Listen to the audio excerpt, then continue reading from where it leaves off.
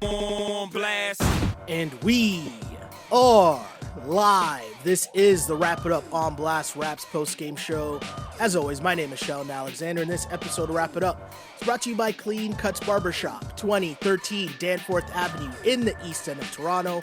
Clean Cuts, the multicultural barbers that will always keep you fresh for any and all occasions. So go see Skip and the crew. As a wise man once said, tell them that I sent ya. Check them out on Instagram at Clean Cuts Toronto or give them a call 416-917-4833 to book your appointments now. Well, the Raptors had an appointment tonight in Denver, and it didn't really go too well, as Raptors lose their third straight game of the season. First time they've lost three straight all year, 133-118 to the Denver Nuggets. First game of a 5-game road trip.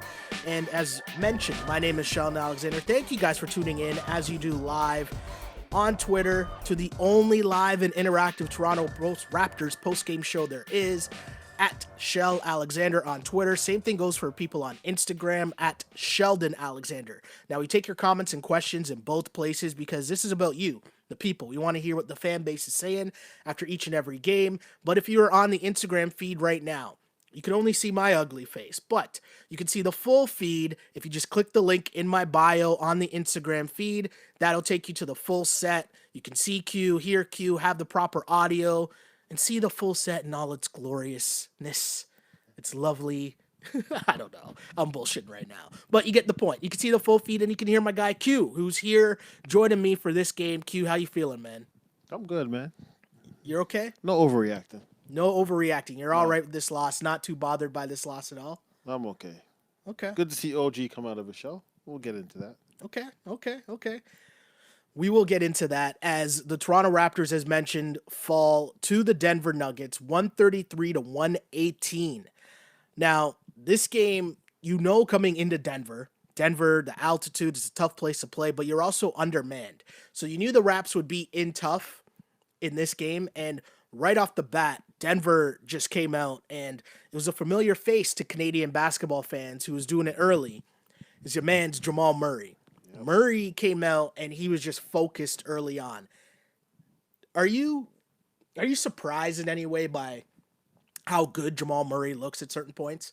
Because, I mean, especially in this game, like, he looked like it was across a Steph, and, he just wasn't missing. It was crazy. He got them out to a great lead. He started out 5 for 5 from beyond the three-point line, and Murray, I mean, Denver was just shooting great. He was 4 for 4 from beyond the arc, and he had, I want to say 17 points. 17 first quarter points. Just crazy work by Jamal Murray. When you see him cooking like that, I mean, what's the answer there for the Raps? Because with the injuries, again, no Marc Gasol, no Serge Ibaka, no Fred VanVleet. So they're again starting Rondae Hollis-Jefferson as their starting center. But there are a lot of possessions where Rondae was guarding Jamal Murray. Yeah. So it's a very mismatched lineup for the Toronto Raptors, and they didn't really have an answer early for Murray, did they? No. When he's hitting his shot like that, I don't think there is an answer. Mm-hmm. You know, the man can score. The man gives buckets. Yeah. I think the key for him is, like most, even like what we say about the Raptors, is consistency. Mm-hmm. He's got to get to the point where he's giving you a consistent 25 to 30. Yeah. And then his star will really blow up. But I think, he's not a secret in the NBA. Yeah. And the thing too that I thought was really cool about Jamal Murray, I think that Jamal Murray was hitting all kinds of shots. Like, my guy he was hitting deep threes. He was hitting threes off the dribble, off the catch and shoot.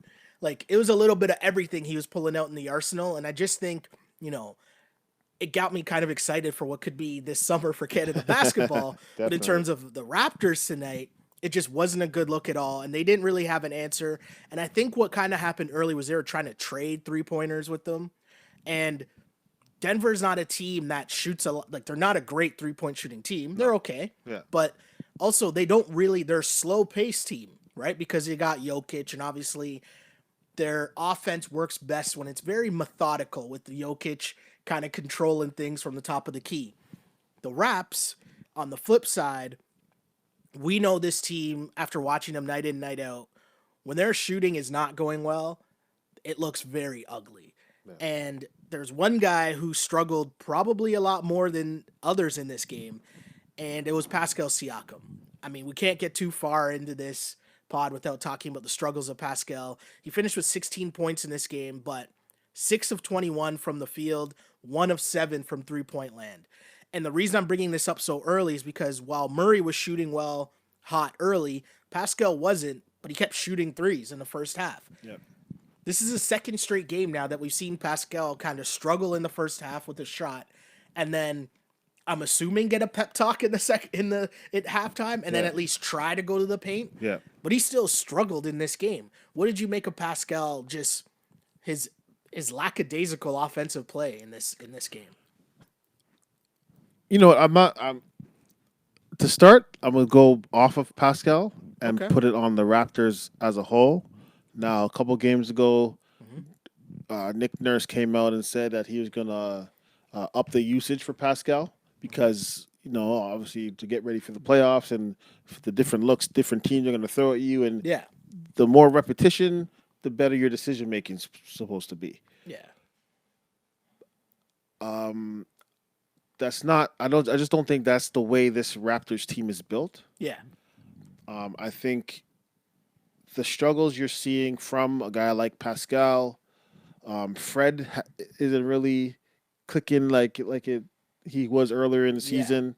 Kyle's up and down. OG's up and down. Yeah. I think we're really seeing the effects of not having Marc Gasol in the lineup. So here's my thing, and I get you. I understand exactly what you're saying. I do. Obviously, the Raptors at full strength to the Raptors without these guys, it's different ball game. But to me, Pascal, the thing is, the shot selection just isn't there right now at all. And I think what ends up happening, especially in the first half, is because he has the open three, he's gonna take the open three. And on one hand, I get that, but on the other hand, it's like at a certain point, you're gonna learn that you can take that shot and get that shot literally every time down the floor. But is that the right opportunity for your team at that point? And I think with your offense struggling, there's got to be some adjustment made earlier where you say, hey, my shot's not cooking. Yeah, they are giving me this open look, but maybe I should try to move the ball around, or maybe shoot the three off some ball movement first, or take it to the basket because at least, I'm going to put pressure on the defense. And it's just the shot selection has not been good. And then even in the second half, when he was going to the basket, my guy was missing mad layups and stuff, right? Like, it just wasn't a good look. And I know it's a bad game. We're not going to overreact to the one game, but it's just a reminder of the learning curve here when you're talking about someone who is trying to take that next step and be the superstar. He's not there yet. He got the bag before he was the max player. Right. That's just the way the NBA works now. Definitely. Right? And so people got to lower their expectations to me if you're talking about Pascal Siakam, because sometimes he just got to, and the reason why I'm saying it's a shot selection, there was a possession that I mentioned to you during the game where OG had it going. OG had it going the whole game, and we're going to get to OG in a sec, but OG had it going, right? Yep. OG was posting up, I think it was Harris, a smaller guy, and OG's begging for the ball. He just scored 2 straight baskets. Pascal looked him off and then dribbled the ball off his leg. Right. And it's that's what I'm talking about in terms of the shot selection and just making better decisions. You got to know, I think too much pressure was put on Pascal in terms of you're the max guy, you're the go-to guy replacing Kawhi. So in his mind, he thinks, I got to get to 25 a night, or I got to take as many shots to get me to 25 a night. Right. And that's not really what the Raptors need. But I think also being that, I think he's okay sharing that spotlight with Fred at times because of their relationship. Yeah. But anytime he looks up and it's, Norm's outscoring me or OG's outscoring me, he tends to force those next couple possessions. I think it's just I haven't scored in a while, so I got to shoot this ball. Right. And it's just no. Still with the offense. And again, there's a learning curve here, right? You don't just become a superstar. You got to learn how to deal with that, right? You got to learn how to, okay, OG's hot. We're going to continue to feed OG. Or here's a mismatch over there. We're going to find that mismatch. And even learning just little things that I think Kyle Lowry, as he continues to age on this Raptors team, does such a good job of in terms of pacing himself. right? Kyle could come down and take those deep dagger threes every single time down the floor, Yeah. but he doesn't. He picks and chooses his spots. And I think that's the level that Siakam's got to get to in just terms of shot selection. Yeah, but I think also, if we go back a couple games to the Milwaukee game, Mm-hmm. right, and Giannis didn't have a great night offensively, Mm-hmm. right, but he still affected the game, right, In a massive way. like we were saying, right. So it's okay. Maybe my shot's off. You're Pascal. You're gonna get to the free throw line. You're still gonna get your touches. So maybe you only have 16. That's fine. Mm-hmm. But then you have 12 rebounds, Yeah. or you have 7 assists, Totally or you true. have 8 steals, or whatever the case may be, Yeah, yeah, yeah. and you're still helping your team to win because that is the objective is to win, Mm-hmm. right? Mm-hmm. I just think, again, it's a learning year for him especially, and I think, you know, we have the luxury of being one of the top teams in the East. So where, okay, if he's, as long as he's learning from these experiences, Yeah. and overall the team gets better and progresses down the stretch, Yeah. we're okay. It's not like we're fighting for a playoff spot, and these games mean as much as they would otherwise. I think too what ends up happening with Pascal is just like, and we see this a lot when they're playing the garbage teams, and my guy will be having a good game, and then at the very end, you'll get the extra couple layups, you'll get the couple extra points, and it makes the stat sheet look good and all that stuff, and like I get it, but we were kind of alluding to this, and I said, nah, let's talk about it on the pod, right?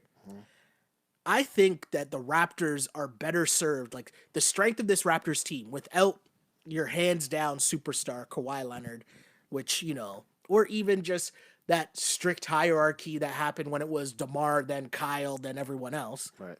With this team now, it's not about getting someone to 30 points because it's going to be someone different. And you almost got to ride that hot hand, whoever it is that night.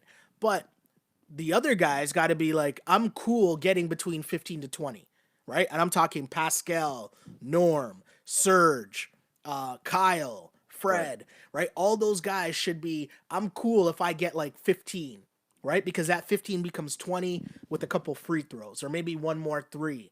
But the fact that I think, if it's Siakam that's going to be the one that, oh, I'm trying to get to 25 every night or I'm getting to 30 every night, I don't think that's how this team has to play because I think everybody involved does a much better job when the ball movement is in play as opposed to everyone just getting the ball on an ISO play and it's like Siakam go because no one else really gets those kinds of touches on the team, right? Yep. And so if Siakam, it's one thing to say last year, oh, Kawhi's a ball stopper. But that's Kawhi. Do you know what I mean? Yeah. Like there's a resume there. Siakam can't be here to ball stop yet. And again, we're talking constructive criticism here about Pascal Siakam. We're coming from the understanding that we totally get the fact that he's still a young buck learning and growing into his role as a lead scorer on this team.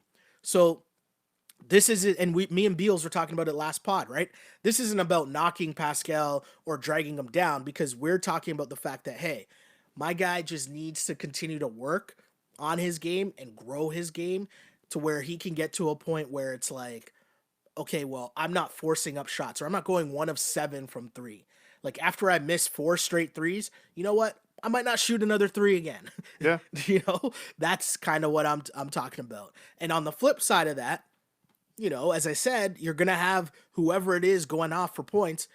Tonight, that was OG Anunoby. And there were positives to come out of this game. And I think OG having probably his best game ever as a Toronto Raptor. Yeah. That was it. I mean, he became the first player to have back-to-back games with 6 steals in franchise history. But overall, 32 points for OG, 7 rebounds, 7 steals for OG, 12 of 16 from the floor. Overall, OG Anunoby, Q, you've never seen him play this good, have you? I mean, the fact OG got 16 shots means obviously he was just engaged in the game on both ends of the floor. Mm-hmm. I think he did. I mean, obviously Jokic had a triple double and came out with the win, but I think he did a pretty good job being obviously undersized on Jokic. Mm-hmm. I think he realized that going the other way when Jokic was guarding him, that he could outquick him. Yeah. So he you know took that advantage. I think knowing that Jokic plays on the perimeter a lot, which again we can go into the today's NBA. If it was 10 years ago, Jokic just goes to the block and punishes you all game, For sure. right? For sure. But yeah, I think OG played well. I think not having either Gasol or Serge. It's like he got, to me, I know where you're going with this. I think OG kind of got the mentality, okay, I can own the paint tonight. There's no Serge, there's no Gasol. It's him and Rondé, but he clearly had the mentality, I'm going to dominate the paint. Plus, also just a versatility that some of these guys on the Raptors have, that OG is able to guard Jokic and then switch out on Murray. Yeah. Like, that's an incredible advantage to have as the Toronto Raptors, first off. But secondly, just the way that my guy was playing, like, it was crazy that he was in passing lanes all the time. Yeah. It was crazy that he was getting leak outs. I saw someone refer to it as the pick six in terms of the steal and the dunk, Yep. right? Like, OG was making crazy plays on the defensive end, but offensively, you mentioned he had 16 shots. And to me, the beauty of that was how many of those points were in the paint. Yeah. My guy was on the offensive glass. My guy was getting the ball in the post, making moves. He was just owning that paint offensively, which is what you were saying about Serge. We normally see that from Serge. Right. And life becomes super easy when you have that mindset, I'm going to get to the cup. And part of that also comes from the fact that Jokic is not a shot blocker. Yeah. Right? So Grant is an athletic guy, but he still has to come in. It's more help defense, right? And Grant doesn't have the size. Yeah. But it was just such a beautiful thing to see my guy, again, 12 of 16. That's high efficiency. Yep. Plus, add in, he was 3 of 6 from 3. So he still stepped out, knocked down the 3, took the shot when it was there. And this, you're not going to expect 32 points from OG Anunoby every night. No. But being a solid impact at both ends of the floor, that's what you want to see from OG Anunoby. And I think that's the guy who, has Raptor fans salivating, right? Wondering, why can't we see this guy all the time? Exactly. And again, you're not going to get 32 points. No. You might not get 20 next game. But he just looked confident on the offensive end. Like, the ball got to his hands and he knew what he was going to do with it. Yes. And he made those plays. Right? I think him just being more assertive on that offensive end helps our team. Right? Totally agree. Anytime you have 5 guys on the court who any one of those 5 can give you 20 to 30 on any given night, that means everybody has to guard. And in the NBA, not everybody's going to guard. But if you have to guard 5 guys on the court, and it also makes it easier for other guys, Fred, Norm, Serge, Pascal, because that guy's not leaking off of OG thinking, well, OG is not even a factor on the offensive end. Yeah, and I think OG does such a good job of cutting to the basket as well, right? Definitely. So, like, he's not just standing in the corner ever, really, right? When the action's on the other side, he will make that great play of cutting to the basket. And I just think that's such a good job that we're seeing from OG. And when you have a game like that when he was cooking, that's why I brought up the Siakam stuff earlier, right? Yeah. You're Siakam. You got to realize that. You can't hog that ball like that. And there was also another play. Siakam had the ball on the break. You were yelling, Terrence Davis is open, right? Terrence Davis was open on the leak out. Yep. Siakam decided to hold it, tried to drive himself, missed the layup.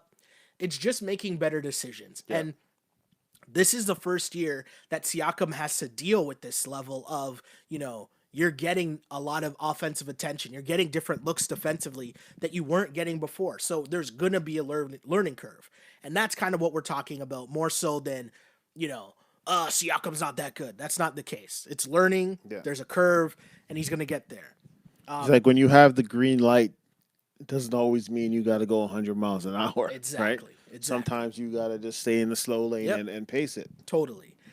Someone else who's come back at a pretty good pace in their 2 games back since returning to the lineup is Norman Powell. Norm, 24 points tonight, 9 of 17 from the floor. Also had 6 rebounds from Norm. And Nurse mentioned that Norm was kind of banged up after the last game. But obviously with the Raps being so depleted, he still toughed it out, came out tonight, had a really good game. But what did you make of Norman Powell in his second game back? What are you seeing from Norm? Is he at the same level he was when he went down? Or are you okay with his production? I'm okay with it. I was kind of wondering how he was going to come back. That was one of the big questions for me. Obviously having back to back 20-point games, I don't think his. I mean, I don't know if you could expect the kind of hot streak he was on before he got injured, Yeah. and right. But I mean, so his shot is a little off. He doesn't have that consistency there, but he's still getting to 20. He's still, you're not just sitting back relying on the three. He's getting to the basket. I like what I see. Yeah. I think couple more games, another week or two, and I think we'll get that vintage playoff Powell back. Yeah, to me, Norm, the thing with Norm too, I like that he's come back and he's still been super aggressive. Yeah. And as you mentioned, something going on with his hand, like, so obviously that means there's probably an adjustment that he has to make on some level. Yeah. Right. And Nurse was very coy in how he was describing what was going on with Norm.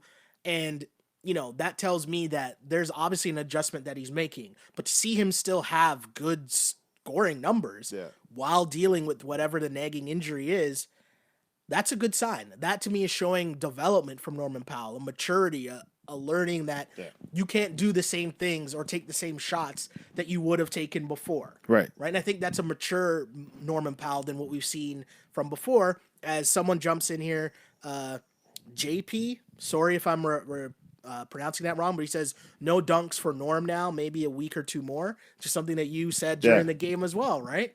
He had one hard drive to the basket and said he reversed it. Right. And I was saying, old Norm bangs that on the dude, right? Yeah. So I mean, obviously, and he kind of came back suddenly. You know what I mean? Like it wasn't like, oh, Norm's. Hold on, it's a coincidence. It's not a coincidence, sorry, that exactly. like, Fred is down and Norm's back in. Definitely. Right? Like there's definitely some conversations going on where it's like, hey, how are you feeling? Are you okay? Yeah. Are you okay? Oh, okay, yeah. Yeah, basically, if Fred's in the game, if Fred's still healthy, Norm probably takes another week before coming back, or whatever the case may be. But I think we're actually seeing Norm hit that level that we've been expecting for the last 2 or 3 seasons, where just consistency, Exactly. right? And I think once he gets back into game shape and gets the feeling in his hands back again, I mean, can't hurt to have another guy who's capable of giving you 30 on any given night. So, as mentioned, the Raps are on the first game of a winning streak. Again, this is a Wrap It Up podcast. Thank you guys for tuning in, whether you are live on Twitter at Shell Alexander or on Instagram at Sheldon Alexander. A reminder for the Instagram people, if you want to see the full feed and hear Q and see the full set and proper audio, all that fun stuff, click the link in my bio on Instagram. That will send you over to the full feed of the pod. And of course, shout out to the people, the podcast peoples on iTunes, SoundCloud, Google Play, YouTube, all that fun stuff. Really appreciate you guys for sure. As we continue this conversation, as Raptors fall 133 to 118 to the Denver Nuggets on the first of a 5-game road trip. And the thing that we should mention with the injuries going on, everyone still traveled with the team. So like Freddie is there and Serge is there. So there's an expectation. Yeah, there's an expectation that Freddie and Serge could possibly play at some point during this trip, maybe even next game. Marc Gasol, not so much. But I do want to ask you, on some level, are you kind of worried about the injuries or the health of this team down the stretch? Definitely. Now, I think Serge and Fred, I don't think it's not an injury. It's more banged up, like bruising and not being 100%. And again, we have the luxury of keeping those guys out, where a loss here and there, it's not bothering you. Yeah, it's not a big thing in the grand scheme of things. So I think a lot of this is just making sure that when mid-April comes, everybody's in the best shape that they could be at that point. But yeah, definitely. As much as our depth is one of our strengths, it's not high level depth. It's not playoff. It's not playoff depth where Chris Boucher looked unplayable tonight. Yeah, I know he hit a 3. I know he had some glimmers of like he was all right out there. Yeah. But in his 9 minutes, like he had 4 fouls, but He had some terrible turnovers. He tried to go coast to coast and like jumped in the air to make a pass, and Nurse called timeout immediately. He got He didn't see the beaten on court. defense. He got beaten on defense a bunch of times where like Yeah. giving up wide open dunks. And I see what you're talking about, right? Like you're in this position right now where you can play Boucher because, as mentioned, I mean, it's only 9 minutes, but the reality of you going to Rondé Hollis Jefferson as your center, not that it reeks of desperation, I don't want to say that, but it's a tough spot for your Raps to be in. And I don't think that if health wasn't an issue, like I'm just saying, I'm a little more worried than I think more people are than the Raptors' health situation down the stretch, just because Fred's been banged up the whole year, right? Norm, we know, has injury history, but he's clearly banged up still, and he's gutting his way through it. Kyle Lowry, though, I think Kyle Lowry needs a rest at some point. His shooting numbers haven't been that good lately, and he's clearly, to me, pacing himself at a way higher clip than he was for the majority of the season. What I mean by that is he's picking like 4-minute spurts where he's going to go ham for, right? And like not chilling the rest of the game. Do you know what I mean? But pacing himself very well. And I think Kyle needs a rest. I mean, 17 points tonight, 4 of 14, but 2 of 10 from 3-point land for Kyle tonight. I don't know. I just think we know Kyle's injury history before. We know that you need him to be healthy in the playoffs. And I'm kind of worried about that. Serge's knee, kind of worried about that. Marc Gasol, we know what the program is for him. Yeah. But I mean, the way just the way Mark got injured is I think, again, we're talking about he was playing basketball all summer, never got that rest. He's in his mid-30s, and it's just he pushed himself and his hamstring went right. So it wasn't like he got hit, or came down wrong on it. It was just pushing himself. So you want to save that, like you don't want that to happen again now. You'd rather have that, if it's gonna happen again, I'm knocking on wood, sometime in the playoffs, right? So it's you need that. But that's what I'm saying, and that's why I thought in the trade deadline, the one thing we did need, because one, the coaching staff's or Nick Nurse's reliance on Boucher, I don't think he feels comfortable. There, and Boucher's not doing much to help himself. Exactly. So you need, I think we needed another big man. Just in case. Just in case. And on that note, let's get to some comments and questions here, as we always do on the Wrap It Up podcast, in a segment we like to call Ask on Blast. As mentioned, this is your only live and interactive Toronto Raptors post-game show. So let's get to some comments here on Instagram. Pastor Wesley asks, do you think Nick Nurse's play style makes our players more injury prone? Past 2 years have been pretty brutal. I don't think so. No. I don't think so. I think the injuries, it's just the nature of the team and the way that the team plays. The team plays hard. Every single night. And, you're talking about rest and recovery, and, I know this sounds weird to just watch, because you have to really be paying attention to understand what I'm talking about here. But like the way that the Raptors play hard on defense, night in, night out, and run the floor, like that is difficult to do, but also it's not a thing that happens in the NBA. Like the pace of play has never been at this level ever in the history of the NBA. So if you're a team that's going out and playing hard defense while also pushing the pace on offense, that's a massive, massive load to handle for an NBA team. And so is that Nurse's style of play, or is that the NBA style of play? Cool. I don't know, but I think the team's built for that, no? Yeah, but I think the Raptors are also at their best playing that way. For sure. Right? I think that's how they have to play. They have to. They are an elite team in the league because they play that way, right? If they don't have, like we were just talking about Siakam, he's supposed to be our go-to guy, and he's had some rough go at it. So we don't have that LeBron. We don't have that Kawhi who, like, don't worry, this guy's going to take you and give you 40 points tonight, right? So the Raptors have to play that way. Like they're the way they play and the pace of their play and their hard defense is why they're an elite team, right? So if injuries are a result of that, it's just you still have to play. You still have to be who you are. Yeah, totally agree with that. I think, like, as mentioned, especially with the way the Raps play with Fred and Kyle, Yeah. you have to push the pace and get out and run because you're too small to sit in the half court and try to play like that against teams. Yeah, And plus, definitely. I think, like, the way that the Raptors have good shooters, but I think they're such good shooters because of the shots they get. And a lot of times when those are open shots because you're playing with pace, Yeah. right? That just makes it that much better. Let's get some more comments here because there's a lot of people talking about Pascal Siakam in the chat here. Let's see. We the Mutt says Pascal needs to learn how to pass and handle the ball.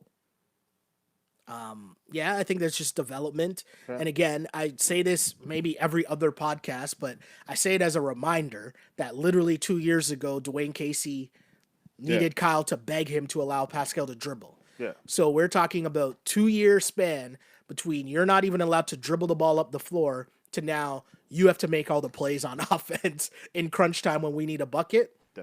There's a learning curve. And I still think the expectations are too high. I think we still need to temper those expectations, right? Yeah. Like, he is the NBA's most improved player, Yeah. right? Yeah. Like, certain guys that come into the league have no chance of ever getting that because they came in as stars, right? Exactly. He's basically, you get that because you're basically coming from bottom and now you've arrived, right? Yeah. But it's still not, it's just saying that from where he was better, right? It doesn't mean, okay, you were nothing and now you're LeBron, or, you know what I mean? Like, he's still up and coming. Is Yeah. what gets what I'm trying to say. So I think people thought, oh, most improved player. Oh, now you're going to be MVP next year, and it doesn't happen that way, right? No, like no. Giannis got that, and then it took what I think it's been 2-3 years since sure. that, and now he's an MVP candidate. Yeah. Or MVP winner, right? Like, go back to the year when the Raps played them in the playoffs, right? Yeah. Giannis wasn't Giannis yet. He was on his Exactly. way. He was Right. close, but he wasn't there yet. Definitely. He's not the person we see now. Yeah, Right. exactly. So I think the expectations, and maybe this came with having Kawhi last year and being defending champions. Like, we thought, okay, now Pascal has to become this year, but I just think the expectations were too high on him. Yeah. They weren't realistic. So, sticking with Pascal, DJ Raymond asks, question, was it a mistake for the Raptors giving Siakam the number one option title too soon? I don't think so. No. Because here's the thing is, right? Like, what does that really mean? That's just something that Yeah. you say, right? And Yeah. like, I think we all knew that the way that the NBA, as mentioned, Ben Simmons got the bag, Jamal Murray got the bag. You kind of had to give Pascal the bag too. Even though I'm here saying, and I was here saying, I don't think he's a max player, but what I think and what the NBA's reality is are two different things. Definitely. And the reality of the NBA is you get the bag before you quote unquote earn the max bag, right? So they kind of had to give him the money. You're coming off the NBA Finals where he was clearly your second best player or second most important player, however you want to phrase it. Yeah. And so now, by default, when you lose Kawhi and you're not bringing in someone at Kawhi's level, by default, the assumption is going to be that he's that number one option. So that was going to come anyways. Now, I think the reality was for the fan base and the media to rein in their expectations on what they expected from Pascal Siakam in this season, right? It's because exactly what you just said. He won most improved player. Now, for him to replace Kawhi or be the max player that people thought he was going to be means that he would have to win most improved player again. Exactly. Which doesn't make sense, Yeah, right? yeah. So it's just not realistic. And so I just think that everyone had the expectations, like the bar just set way too high when there was going to be a learning curve regardless. And my guy's still having a great season. Yeah. He's still an all-star, started in the all-star game, is averaging over 22, 23 points per game. Like, he's still having a really good season. But now we're seeing what we talked about all last year and all even before the DeMar years. Yeah. There's levels to this shit. But And we're seeing that right now, and that's not a bad thing. Exactly. It's just real shit. Of course. And I think he's still ahead of the curve. Like, For sure. Like, nobody thought that Pascal Siakam, whether it's from draft night till even the beginning of last season, thought he was ever going to get to the level that he is now. So he's ahead of everybody's expectations. And I just think again, because of the championship and us really wanting to go back to back and knowing that in the NBA you kind of need that superstar, that we just thought, okay, Pascal, you're that guy now. And it just doesn't work that way. No, it really doesn't. It's a lot more difficult than that for sure. A couple more comments here. Pascal is better when Gasol and Ibaka are in. Spacing is a lot better. Someone else also says here on Twitter, missing Mark bad, which if you know me and you've been following this podcast for a long time, it's music to my ears hearing people suddenly being like, oh man, we need Mark Gasol. But how much do you think Pascal's, and I'm doing air quotes when I say struggles because it's not the end of the world, and I think people, just as much as they overreacted on the positive, they're going to overreact on the negative, which isn't fair, but it's kind of 2020 Twitter land. But how much do you think he's affected, or the Raptors offense as a whole is affected by not having Marc Gasol? Oh, I started the podcast off with that. I think it's just putting the ball in any of the Raptors' hands and just saying, here's the game. Go. Win for us, go. It just doesn't work that way. Yeah, it's not fair. Marc Gasol is a guy where you put the ball in Marc Gasol's hands. He's a veteran. He's gonna say, okay, OG's the hot guy tonight. I'm looking for OG first, right? I don't think Marc Gasol, just coming from where Marc Gasol is or was, he's not saying, okay, Pascal, you have to win this for us. It's not Pascal. It's whoever's hot, whoever's open. Marc Gasol is going to get them that ball, right? And I just think the ball movement, just everything, just looks lot better offensively. Looks a lot smoother with him in the game. Yeah, totally. Right? And then when he does get down to the block, whether it's him or Serge, obviously now you're kind of erasing a 7-footer from the defense. Even if they do have a shot blocker, they have to contend with somebody down low, so they're not going to be able to rotate as fast to get to whoever's getting to the bucket. So here's some spice coming from the chat here, and very interesting question. But Fly Miss says, I'm going to skip a little bit about it, but basically, I don't really care about Siakam getting 30 plus against bum teams. The continuation of that, show up when we need you, and it's followed up with, look at Jason Tatum compared to Pascal Siakam. I see you shaking your head. I see you shaking your head. I've seen that comment, and I think still again, temper your expectations. Jason Tatum was an All-American basketball player since high school, right? Yeah. Went to Duke, right? Was always an offensive threat. Could he was been the number one pick. Should have been the number one pick, right? Was a number 3 pick. Was a lottery pick. Pascal Siakam was drafted 27th. Yeah. Right? Temper your expectations. Yes, they're making the same amount of money. Right? And honestly, there's a lot of things that Siakam does that Jason Tatum can't do. True. Right? That's fair. And that's what we're talking about is I think right now with Pascal's offensive game being off, he's allowing it to affect the rest of his game. Right? But Jason Tatum is not as quick as Pascal Siakam. Jason Tatum isn't as long as Pascal Siakam. He's more skilled. He's more skilled. He's more basketball skilled, but he's been playing basketball in the United States his whole life. Yeah. Right? He's been the man his whole life on every team he's played for. Yeah. Right? Mm-hmm. So that transition is easier for him.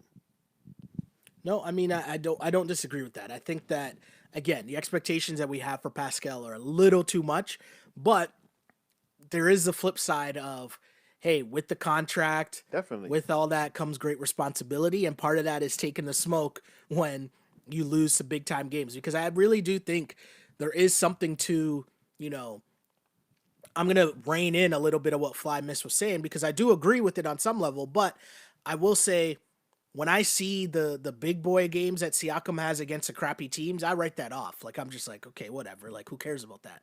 Like, I really do watch those games. I'm like, all right, you put up 35 against the Suns. Like, I don't care. I'm more interested in what you're doing against the Bucks. I'm more interested in what you're doing against the Nuggets, right?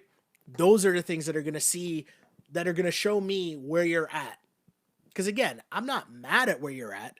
I just like it to see the measuring stick of, okay, now that we get into the playoffs, and let's say there's a tough game where it's, you're down 2-0 going back, right? Yeah. Can you win us a game?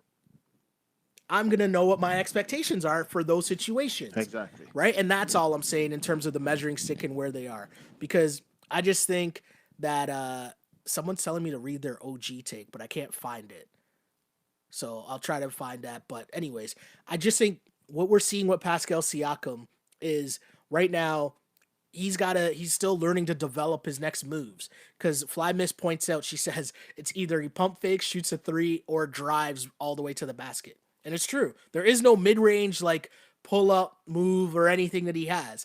It's just shoot the open three, or you're driving, barreling all the way to the basket, and not even shooting like dunking on someone. You're like throwing up a contested, like flailing shot. And so there's got to be some mix and match because, again, the success from Pascal Siakam last year was the hustle plays, getting out on the break, having Lowry find him on the leak out.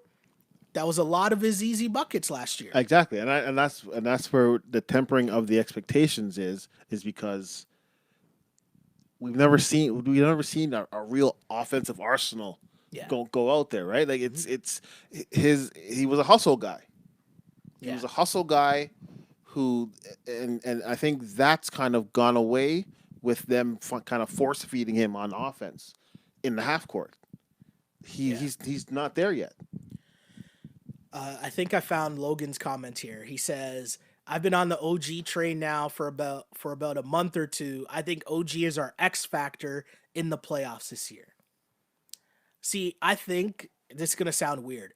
I think the Raptors are a team filled of X factors. Definitely. Do you know what I mean? Like this team, going back to what I was saying earlier about just how they're constituted, and it's not about Pascal getting to 25 every night. Yeah. It's going to be all these guys. You need them to be at 15, somewhere around 15 points. And it's going to be because all of these guys are playing well. It's not going to be because one guy went out and got you like 45. That's not going to be how the Raptors are going to win in the playoffs. It's not going to be how they're going to have success. It's going to be team oriented. And, let's be honest, teams like that don't win in the playoffs. Yeah. Right. I mean, and that's been our team the whole year. Like if we look, we've had 8 different guys lead us in points, right? So it's interesting. It is it's very interesting. But either way, tough loss for the Toronto Raptors is a tough way to start the road trip as they lose 133-118 to the Denver Nuggets. Again, Pascal Siakam with an off night, 16 points on 6 of 21 shooting, but a career now. OG Anunoby, who had 32 points, 7 steals, 7 rebounds, and a solid 12 of 16 shooting from the floor for OG. Yeah. Great game. Definitely. Norman Powell also looked good in his second game back. Correct? Yeah. Yeah. Norm's my guy. Norm's my guy now. That's what I'm hearing from Q. Norm's always my guy. I was never on the trade Norm. I was never on the trade Norm bandwagon. Because again, there's skills that he has that I don't think any other Raptor have. Interesting. Okay. I'm seeing people talk about Henry Ellison in this chat right now, and I don't know the context of it, but I'm not even going to deep dive into that.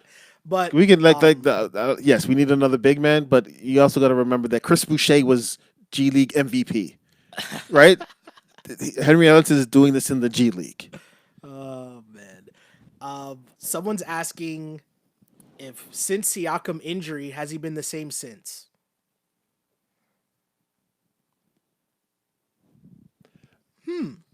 Well, I don't know if the injury has anything to do with it. I just think he's streaky. The word got out, and I think the word got out, so you just got to adjust, right? Like you got to adjust. That's just the nature of it.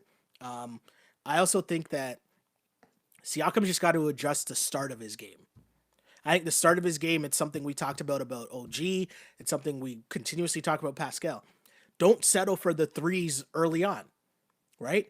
Get yourself going with a layup, going to the basket. Or it's Norm. We always talk about that too.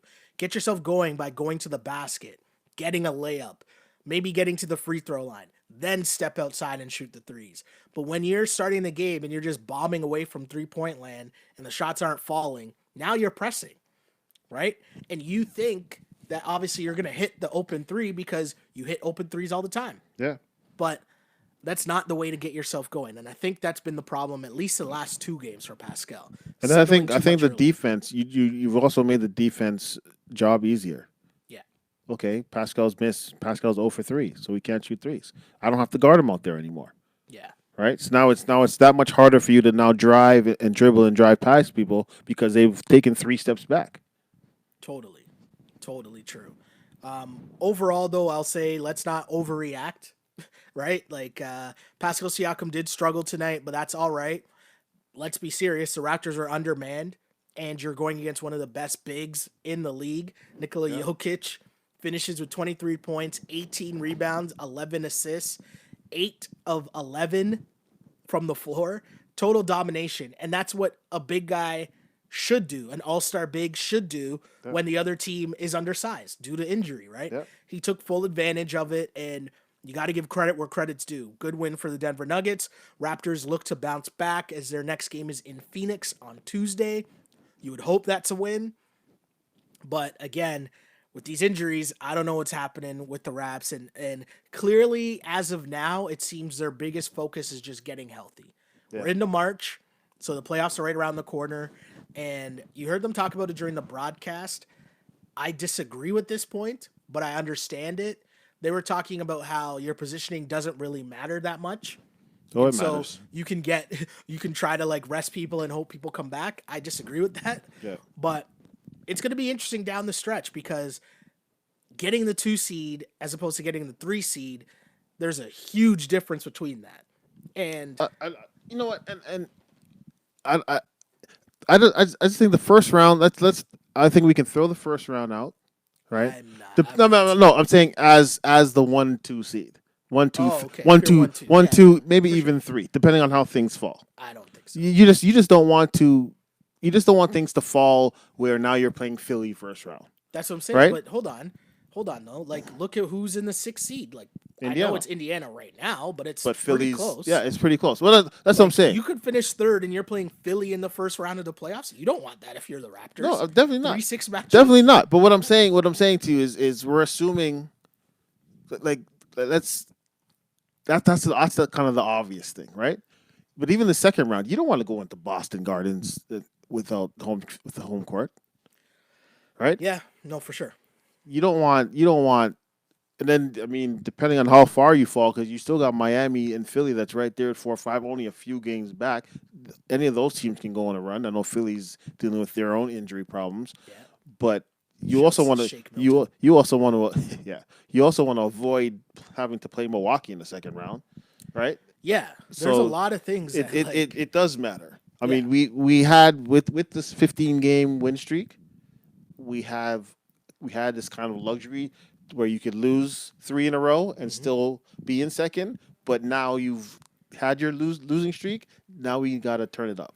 And Boston has a very tough schedule, but Boston lost a tough game on last night to the Rockets, which was a crazy game. Yeah. If anyone caught that in OT last night. But Boston now is just a half game back of the Raptors for second spot. Yep. And if you look at the 6th seed, Indiana is only a half game behind the Sixers, who lost today. Yeah. So it's crazy. There's still a lot of juggling to go around. We play Boston. We play Boston, I think, in 2 weeks. But I'm saying it's a tough decision if you're Nick Nurse and Masai Ujiri, Bobby Webster, their whole crew in terms of deciding what do you do, right? How are you going to play this out? Are you going to try to rest guys down the stretch, or are you trying to maintain that 2 seed for all of the reasons you just mentioned? Yeah. I mean, with that said, that just makes games like Tuesday. I don't think there is no rest. I think when you have a full squad, if you have a full squad, then I can say, okay, Mark is going to play Tuesday, Serge is going to play majority of the minutes Thursday, and vice versa. Maybe, okay, Fred, you don't have to play today, but you're going to play next game, and especially on back-to-backs, which I think we have 2 back-to-backs this month. Left, right? Then you have that luxury. With the injuries or the roster as is, you don't really have that luxury to rest people. Yeah, and that's what I'm saying. Like, to lose to the Hornets and then you come back and you lose this game, I'm going to be interested to see what happens now, right? Because you got to get that Phoenix game now when you're looking at this stretch. Definitely. And Phoenix, you're assuming that Steph's going to be back by the time you play Golden State on Friday. Yeah. Or no, Thursday they play Golden State. Thursday, yeah. You're assuming Steph will be back, so who knows? Like, I mean, especially like, what if it's Steph's first game and that crowd is just like going crazy? Like, Yeah. who knows, right? But this road trip can get very interesting, and that win streak could be just so far in your rearview mirror that you're like almost lucky you did go on that crazy win streak, because who knows what spot you could be in. Right. But either way, I just think health is still the most important factor if you're to have a chance to make a deep run into the playoffs, regardless of where you end up. So hopefully Raptors can get back to their winning ways. But Q, in between, where can the people hit you up, man? All social media, simply _ Q. That's Twitter, that's Instagram, or at DDS Caps. Again, check us out anytime, DDSCaps.com. And of course, my name is Sheldon Alexander. Thank you guys for tuning in, as you always do, on this, the only live and interactive Toronto Raptors post-game show where we try and take all your comments and questions. The chats on Twitter and Instagram are on fuego tonight, and I think losses and a 3-game losing streak kind of does that to the fan base. And so the role that I'm always going to try to play is, it's okay. It's not as bad as you think. It's never as bad as you think, and it's never as good as you think, right? It's always somewhere in the middle. So I always try to rein people back to the middle, and I just think that everything's going to be okay once they get healthy. And by okay, I just mean you have a chance to make a run. Yeah. You don't have a chance if you're not healthy. Definitely. But hey, till next time, my name is Sheldon Alexander. Thank you guys again. You can find us on iTunes, SoundCloud, Google Play, Spotify, YouTube. Like us, subscribe, rate us, all that fun stuff. And see you guys again live on Twitter for the only live and interactive Raptors postgame show there is. See you guys on Tuesday. Really appreciate it, because I used to pray for times like this to rhyme like this. This is the Wrap It Up on Blast Raps postgame show, as always, unpolished and unapologetic. Until next time, see ya. On blast.